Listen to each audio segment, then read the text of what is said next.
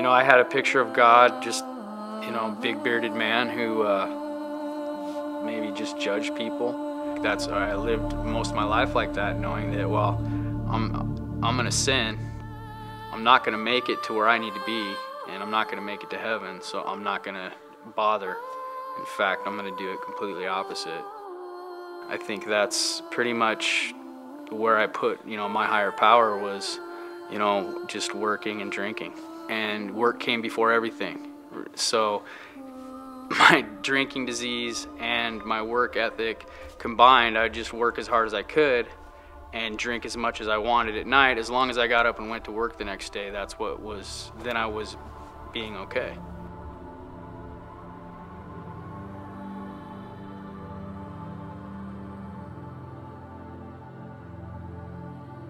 I'd lost my family, lost my employment. I had a company at one time, lost my home, and essentially it made me homeless. Total disaster.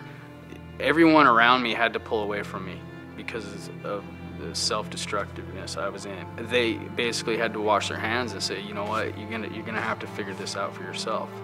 And some people make it, some people don't.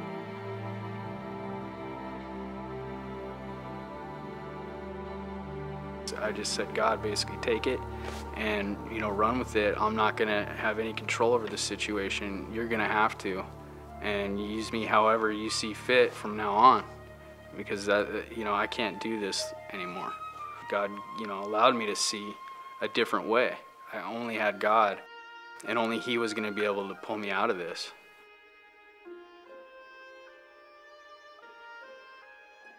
You gotta believe there's something else out there. You can't, you know, think this just all happened by accident. And if you just have a little bit of faith and wait and see what happens in your life, your faith will grow.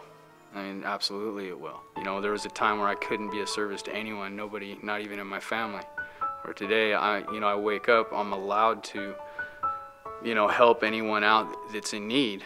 You know, it's just giving back to what I have today is, you know, I would say my #1 thing in my life. But I think the one thing that He removed the obsession to drink from me. He gave me a desire to read His Word. That was something that always I had prayed for in the past, and every time I picked up the Bible, I didn't understand it. And today I don't fully understand, but I spend a lot of time in it, and I'm grateful that I have the heart to open it up, and it keeps me interested. And I continually read more and more and more. I mean, it's a daily thing for me.